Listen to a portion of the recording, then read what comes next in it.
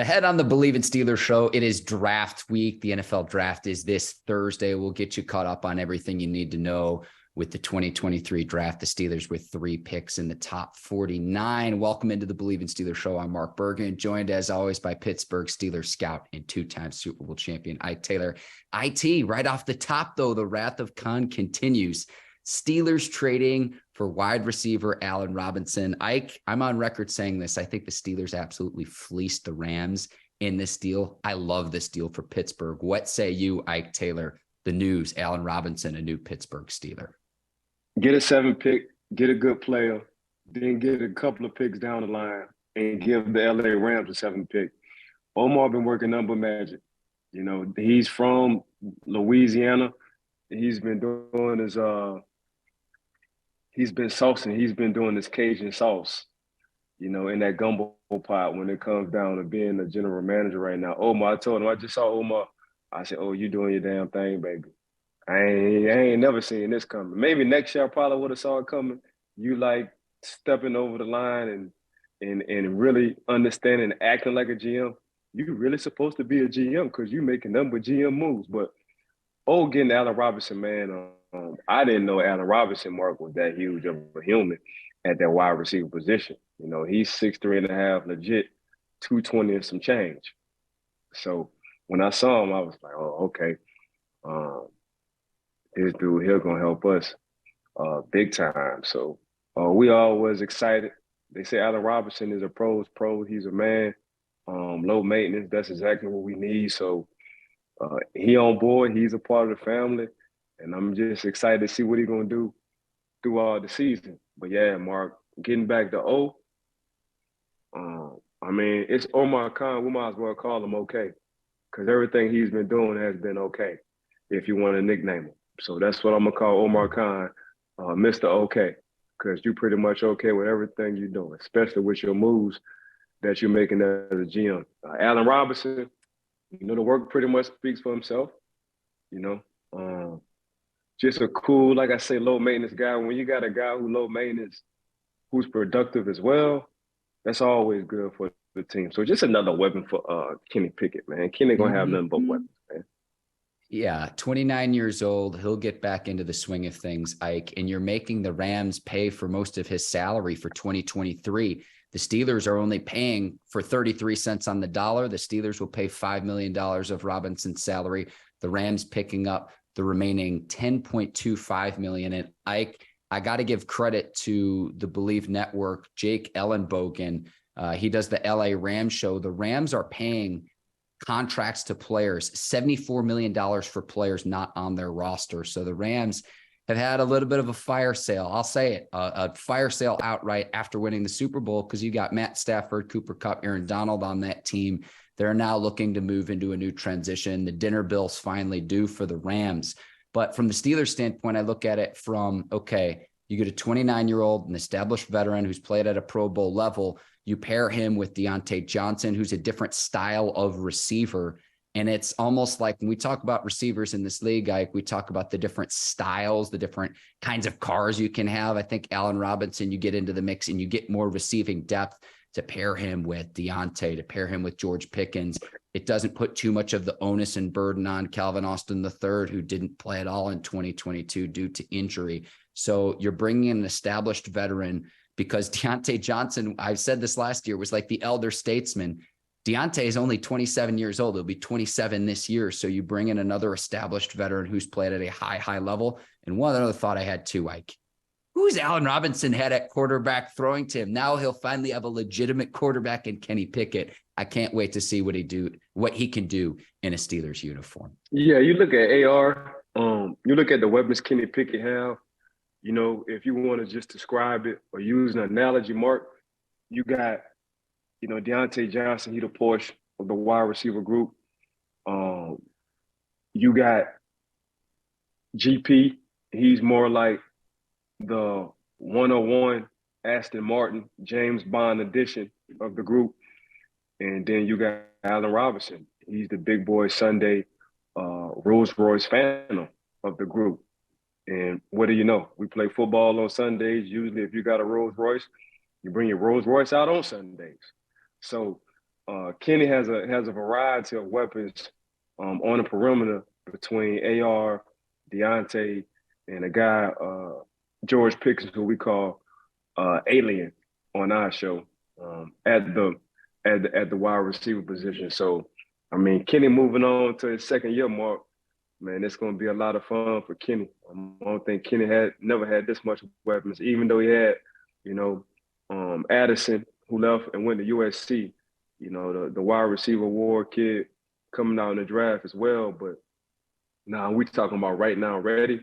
You know, you got three guys with three different body types who can pretty much get open whenever they need to. And as a second year quarterback, especially for Kenny Pickett, I know he's licking his chops right now.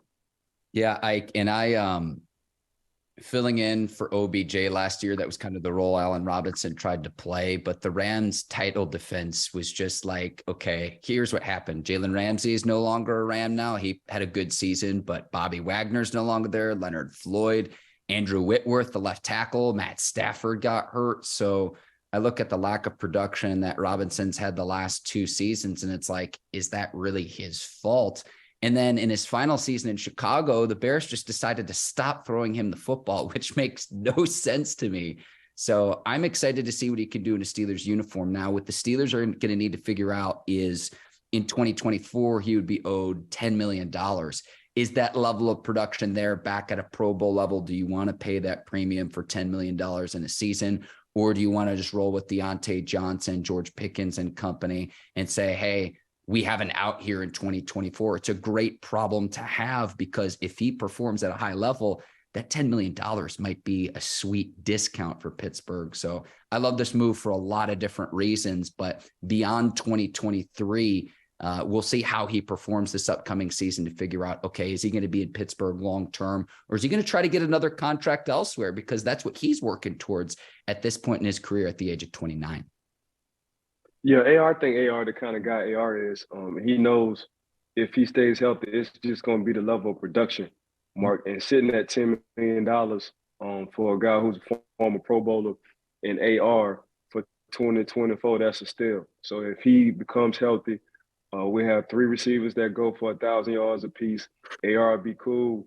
But Omar, that's what Omar did. Omar was a guy, you know, who did contracts for the Pittsburgh Steelers first, Mark. So that's home for him. Yeah. So I don't want to say what I think Omar will probably do, because I'm reading Omar's mind because I've been around him so long. Mm. But if AR wind up having a Pro Bowl season or get close to 1,000 yards and we want to keep him and he wants to stay, 10 is a steal for the 2024 season for a guy that caliber, my mind. Ike, the Penn State connection, and let's light up the scoreboard at Acrisure Stadium in 2023 and beyond. Let's roll. I love it. We need to take a quick break. Tell our listeners and viewers about betonline.ag. The draft is this week. Playoffs in both hockey and basketball are well underway. If you want to place a bet on any of the action, betonline.ag is the place to do it. Ike, all people need to do, go to the website, betonline.ag, use our promo code BLEAV to receive their 50% welcome bonus on their first deposit. You can see that on your screen right now. Yeah, all day, every day, 365, 24/7, whatever sport it is.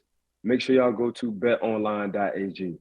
BetOnline, where the game starts. Ike, Steelers draft needs back-to-back weeks. I get to talk to you when you're at the facility in the 412. I know you're a little bit limited in what you can say. I'm just going to turn over the reins of the show to you of what you can say, and I'll fill in the blanks from there. But it's an honor to be talking to you when you're literally boots on the ground in Pittsburgh. Yeah, it's pretty much whatever's available, you know, whatever we need. Some things I can't say because that's way above my pay grade. You know what I'm saying? A different kind of tax bracket, Mark. Mm-hmm. But just me going through this process, Mark, officially, unofficially, I've been around for a while, but just sitting in these meetings for the past 3 weeks in Pittsburgh, understanding how everything is ran, understanding how it goes, looking at the draft board, looking at the pool of guys, depending on what position, looking at everybody, really all 32 teams, and just trying to get a guesstimation on what they might do. It's been a real good experience. But what I will say, Mark, throughout our mock drafts, I Bleav and Bleav in Steelers mock draft that we did over the couple of years, we haven't been wrong and we haven't been off.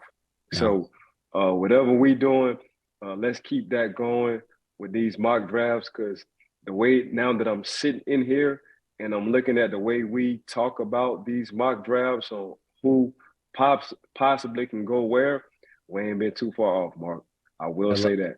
I love that, Ike. And so for the first time since Plaxico Burress was selected in 2000 in the first round, Steelers have a new general manager in the war room in Omar Khan. Now, obviously, Omar Khan has been there for a long time, working alongside Kevin Colbert. You got Andy Weidel as well, coming over from Philly as well. So those three of Omar Khan, Andy Weidel, Mike Tomlin working in the war room. And Ike, it's my understanding you're also going to be in the war room on draft day as well. Yeah, I be in there suited and booted. Trying to pick my outfit out. I think I got the shirt. I got the shirt already. I got the pants. I just need to get the blazer. And, I'm going to come with some Vans shoes. So it's going to be something comfortable. A little West Coast mixed with a little South. That's just my style. That's just my personality. So, yeah, Mark, I can't wait to get suited and booted for this draft day, these 3 draft days, Thursday, Friday, and Saturday. But I'm more excited about the guys I think potentially we're going to get. But I'm very excited about my outfit. I can't blame you. I mean, there's a reason you're swagging you. Now, Ike, if I'm far off, let me know. Here's kind of how I see the Steelers draft needs. And again, I think you hit the nail on the head of the Steelers have positioned themselves to draft best available, but where they'll be at 17, 32, and 49, those are really the first 3 picks that I'm looking at. So cornerback, and it's like, okay, Christian Gonzalez might be off the board. Joey Porter Jr. might be off the board at that point. So in my mock draft, Ike, and I filled one out on Pro Football Network's website, I had the Steelers taking Devin Witherspoon out of Illinois with the 17th pick. And the reason being is if they do draft a corner in that slot, and a lot is going to depend on what happens in the first 16 selections, it's someone who would be able to learn alongside Patrick Peterson, who you now have under contract for 2 years. You can learn from Minkah Fitzpatrick, 2 players who have played at an all-pro level as defensive backs in the NFL. So that's where I started with my mock draft, but other areas of need that I saw as well. You could get Kenny Pickett, a bodyguard for the next decade plus. I don't see anything wrong with that, and improving the offensive line. Also, edge rusher depth. You've got TJ Watt and Alex Highsmith. Highsmith is entering a contract season. Do you want to position yourself to where if Alex Highsmith demands a premium next offseason, you've got to think, do you want to franchise tag him? Do you want to try to work out a long-term deal? Or do you want to go with a younger, cheaper, less expensive player, given what his market value will be? One other thing I think the Steelers need, Ike, and I think Allen Robinson helps solve some of this. But when we talked to Craig Wolfley earlier this year, the Steelers color commentator on the radio broadcast, it's the splash plays.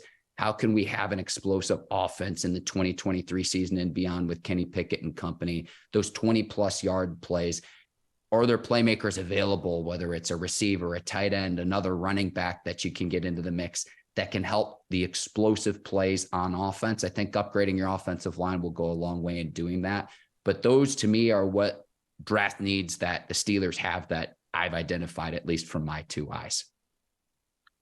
Since you was talking about cornerbacks, the 3 guys you named, Gonzalez, Porter Jr., and Witherspoon, not in that order, but, I think Devin going to be gone. And really, when it comes down to this draft, you know how it was last year. 2 corners came off the board real early in the top 5, and it just was a domino effect.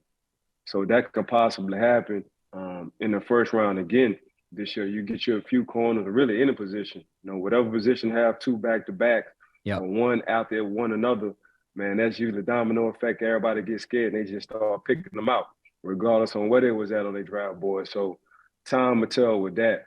But the 3 guys you just named are high value guys when it comes down to that position, and possibly going in the first round. So time will tell, but we saw it last year.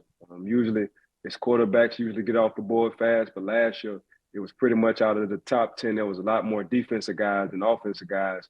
And heck, it was about in the top 15, it was about 3 corners that flew off the board last year. So now people are starting to see the value of corners because this game has been so spread now, and they're lining up with 3 receivers on the field rather than 2.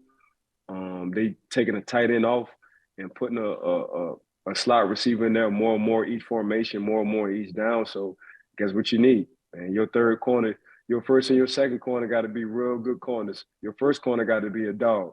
Your second corner got to be Robin. Your third corner got to be the cousin of Robin who can hold his own. So that's just what it is. That's just what the generation is going to. That's just what the NFL is going to.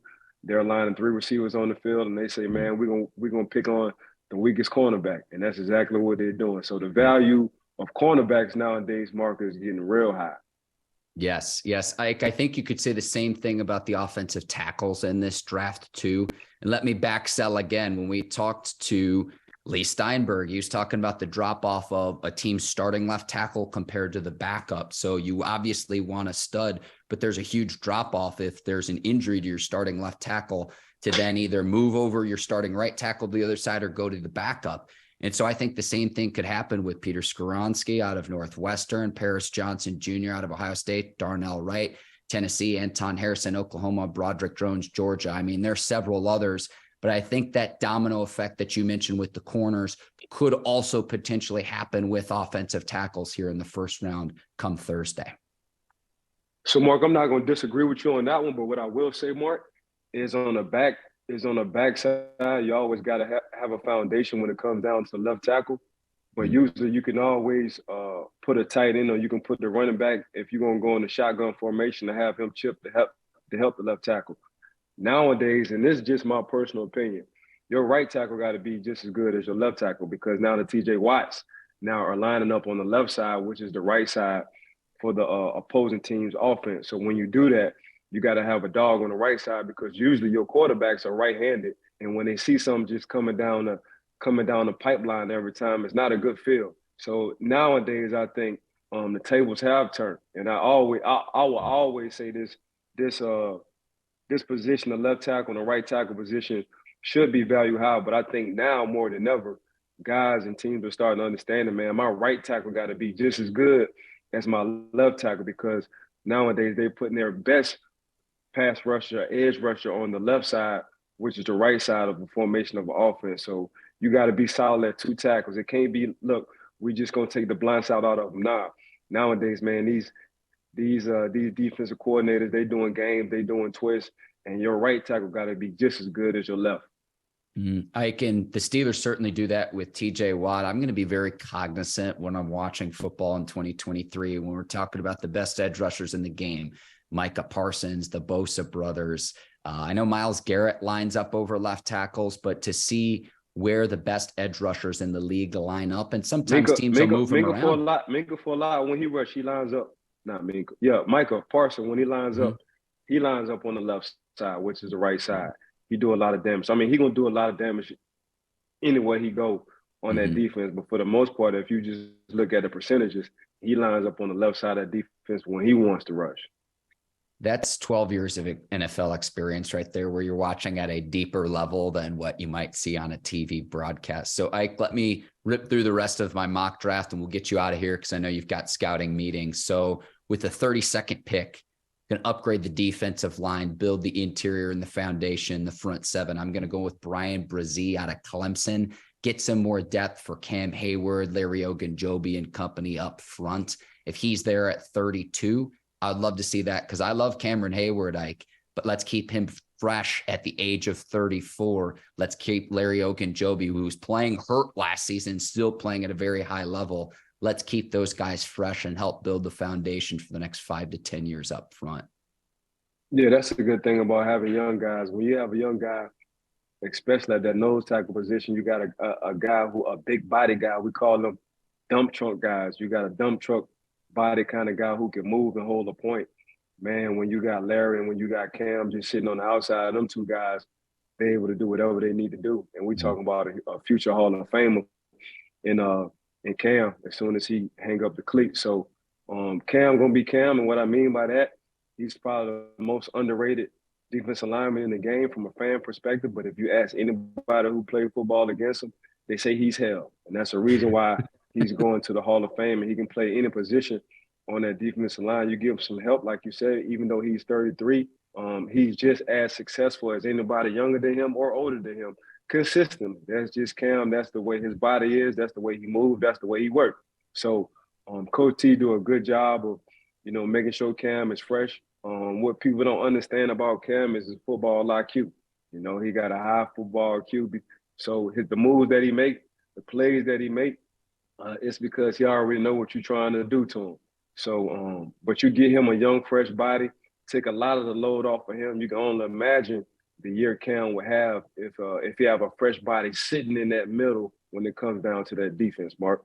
Someone who could learn from an established veteran who's played at the highest level too as well. Ike, let me give you the rest of my picks really quickly. And if you want to hop in at any point, Ike, feel free. Pick 49, I've got the Steelers picking an offensive tackle in DeJuan Jones out of Ohio State. We'll get Kenny Pickett, a bodyguard. We'll get the Steelers an offensive lineman. Steelers haven't picked an offensive lineman in the first or the second round since 2012, and David DeCastro. We know how it worked out with DeCastro. We know how it worked out with Pouncey up front, paving the way in the 2010s, Ike up front. So round 3, I've got Gervon Dexter out of Florida, defensive lineman. Round 4, I picked an edge rusher, Nick Hampton out of Appalachian State. Again, get some edge rushing depth. I think that is something the Steelers will address in the draft, considering you've got a premium in TJ Watt and Alex Highsmith, but there's not a ton of depth behind both of those players. And you need to position yourself to where if Alex Highsmith demands a premium and top dollar next offseason, you'll be in a decent position to make sure that you're okay up front. Got Malik Cunningham, the quarterback out of Louisville in the 7th round. I think the Steelers could also look to the XFL for a quarterback. They'll need a third stringer because Mason Rudolph remains a free agent. You've got Kenny Pickett and Mitch Trubisky under contract. And then I picked a tight end, Josh Weil out of Cincinnati with the last 7th round pick that the Steelers have. I know that they have Connor Hayward as well, but you've got Pat Freiermuth, you got Zach Gentry, who they just re-signed. Connor Hayward, I think they could use not just at the tight end position, but in the backfield almost as like a fullback as well. So those were my picks for the Steelers. You can roast them if you want to, but also keep in mind there's a lot of players where it's like, yeah, but what if the Steelers took this guy? And it's like, look, a lot of times there's going to be other teams that pick the players that you really want before the Steelers pick at 17, 32, 49, and so forth. Yeah, so getting back to your 3rd round pick, just as an offensive lineman, Mark, you can never not have enough offensive linemen. We don't even have to go too far. Just look at what the Philadelphia Eagles did with their offensive line. Look how far they went with Jalen Hurts. Shout out Jalen Hurts for getting his $255 on his new contract. So and I'm talking M's, I'm sorry, I ain't talking about dollars or 200,000. I'm talking about $255 million. So what you look at what the Philadelphia Eagles did, they did exactly what we used to do back in the day. Draft offensive lineman 1st or 2nd round. Alan Faneca, we called him Red, Hall of Fame. Pouncey is going to be in the Hall of Fame. DeCastro cut it short, but at the same time, that was his decision. A multiple Pro Bowler offensive lineman. So I can just go down the line of offensive linemen. We had Marvell Smith coming from the West Coast, Kendall Simmons coming from Auburn. So we had a lot. I didn't play with a lot of offensive linemen. Willie Colon, I didn't play with a lot of offensive linemen who were just pit bulls at the front. So when I saw the Philadelphia Eagles and the moves they made to help Jalen Hurts, they had the best offensive line in the game, Mark. So when you look at that, that's exactly the recipe that I think the Pittsburgh Steelers might want to get back to when it comes down to having bodyguards for Kenny Pickett, as you would say. I'm very excited to where I hope we're talking a week from now and we'll say, I can't believe this player fell to the Steelers. A lot like a year ago when we were saying the same thing with Kenny Pickett. That is my hope come Thursday, Friday, and Saturday. Yeah, I mean, that's what we're doing. Getting back to your other position, edge rusher, Pittsburgh historically, it always comes down to finding an edge rusher. Yeah. Finding a nugget or a gem or a guy who has become a guy like Alex Highsmith. I don't think people in their right mind other than Pittsburgh saw what Alex Highsmith was going to do until now. Alex led the league in TFLs. He almost led the league in sacks if he didn't get hurt a few games. And really, when you want to talk about TJ Watt getting hurt, I don't think nobody ever expected Alex Highsmith to step his game up like that. But he saw that as a major opportunity. Now he's putting himself in a good position to get some cheese. So when it comes down to that edge rush, that outside linebacker position, in my mind, since the 70s, nobody has found better linebackers than the Pittsburgh Steelers to do that. Yeah. Ike, that's fair to say. I think that's totally fair to say. Really quickly, Ike, first two picks, Panthers #1, Texans at #2. I would say either go Stroud or Anthony Richardson if I were the Panthers. What should those two teams do at the very top of the draft?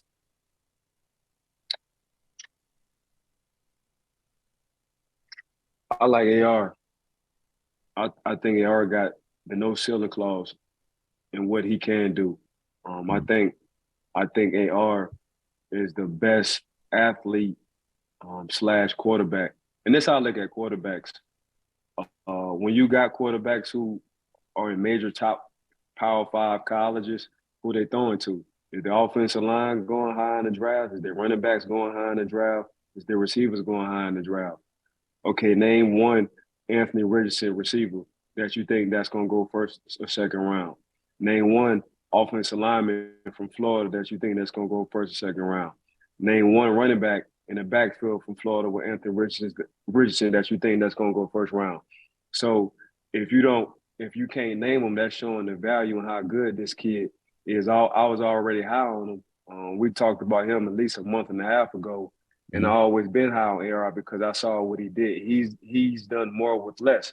And if you just look at a lot of your great quarterbacks who come into the NFL, you really can't name top first-round receivers that they had, only a few. Aaron Rodgers from Cal, I don't think he had a top first-round receiver. Big Ben, Miami, Ohio, I don't think he had a first-round receiver.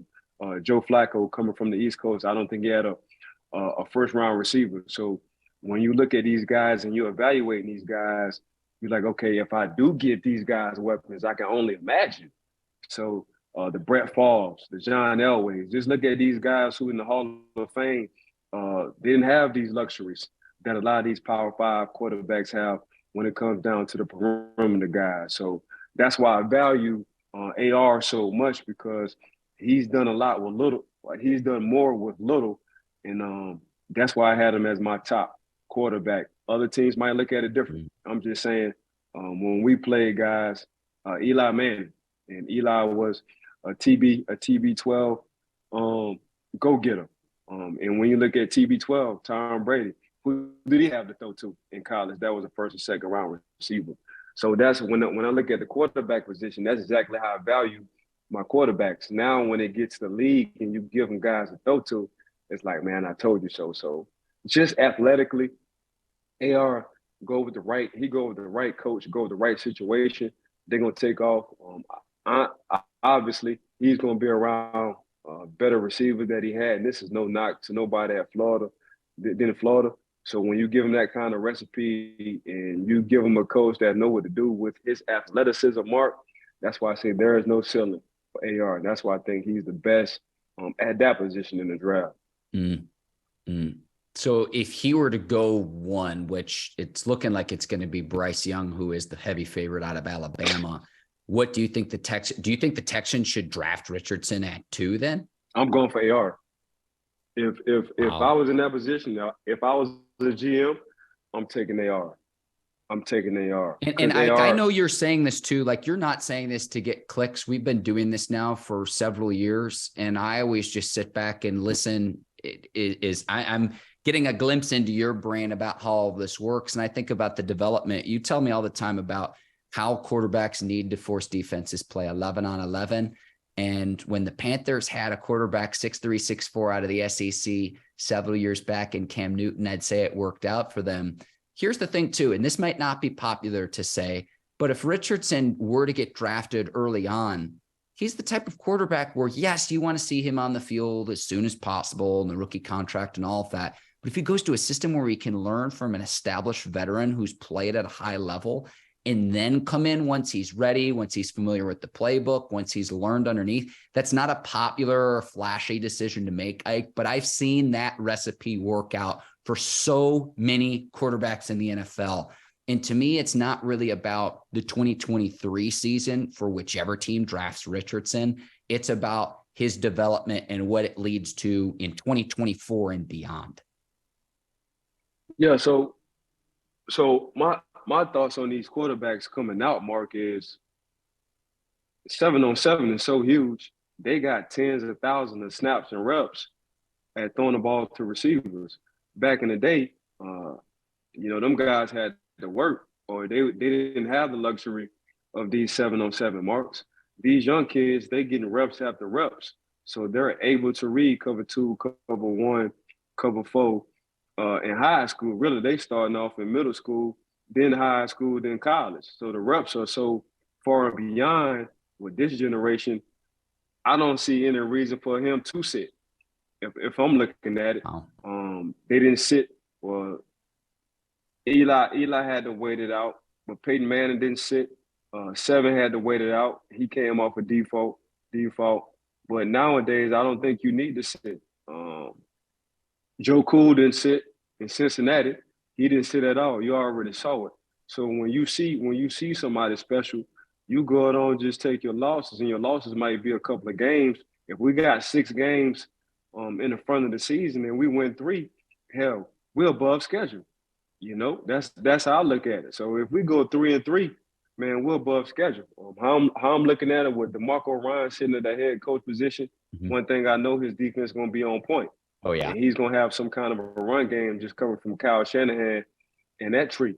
So you give him AR, now he has a luxury. Now he's thinking like a defensive coordinator, but on the offensive side, man, now it's really 11-on-11. Because usually when you got a pocket quarterback, you don't account for a quarterback running the ball. The first thing I tell whatever AR team go to is, hey, bro, as soon as you see daylight, run, but once you see daylight, slide. And I give me a dang baseball coach. Let AR go through some lessons on learning how to slide. If you don't know how to slide, that's the first thing I do. But it just makes your defense so hard to play when it's a true 11-on-11, because now that quarterback who can run, he's the ultimate mismatch. A guy who can down there jump 40 inches, ran a 4.4 at the combine, threw the ball at his pro day, hit the top of the ceiling. That says a lot. And by the way, he's still raw. So now I can create and mold him to exactly who I want him to be. I can put that offense around his athletic ability. So I don't think it's an issue with AR going 1. I know they said they like the reps at the quarterback, but nowadays, excuse me, if you just look at the first-round receivers, and this is no knock to C.J. Stroud, but if you just look at the first-round receiver C.J. Stroud was going to, it's been nothing but first, second. He probably have a first or second wide receiver go this year. So if you look at what AR been working with as far as like receiver-wise and rounds they've been going, really little to nothing. So that's what I'm saying. When I look at that quarterback position, I'm looking at who the heck is he throwing to? Who the heck is his offensive line? Does he have a first-round running back, and so on? So from that perspective, that's why I always looked at him like there is no ceiling. The sky's the limit for him, and really space is the limit for him. So that's why I would pick AR if I was GM at the number 1 receiver, and that's the reason why. That's incredible, Ike. And I will say this, I am on record saying this. I think the Seahawks would be the best fit for him early on in the draft. Geno Smith, Pete Carroll and company, where he could learn, Ike. I know it's not popular to say this, but I'm just. No, it's not popular, but Mark, you're not wrong. You're not wrong. And we don't do nothing for clicks alike. We don't care nothing about that. We just talk football. But that would be a perfect landing spot, because you already know with the running game, they got a 2-headed monster over there already. Their defense is getting back to that old Pete Carroll's defense. So you just signed Geno. We see in the offseason, Geno is working his butt off. He signed a 3-year deal, well deserved. And if you want somebody to sit under Geno, it would be AR. And Bobby Wagner's back too, Ike. Let's get you out of here on Thursday, Ike. I know you'll be in the war room. We will have a special guest to preview the draft here on the Bleav in Steelers show on Thursday morning. So that will be out in advance of the draft. we'll get you all caught up on everything that the Steelers did following the draft as well. Ike, I know you'll be busy. I'll at the very least provide reaction to whoever the Steelers pick at 17. I cannot wait. This is my favorite event every year, and the draft this year in Kansas City, Missouri as well. So I am so pumped. And Ike, I'm very happy and proud of you too. Boots on the ground in the Steelers scouting department, physically being in the war room too. I can't wait to ask you about what it was like the moment of whoever the Steelers end up selecting. It's going to be a big, big week for the Steelers, the league, and beyond. I am fired up this morning. Yeah, I'm getting real anxious. For me, this felt like a Super Bowl.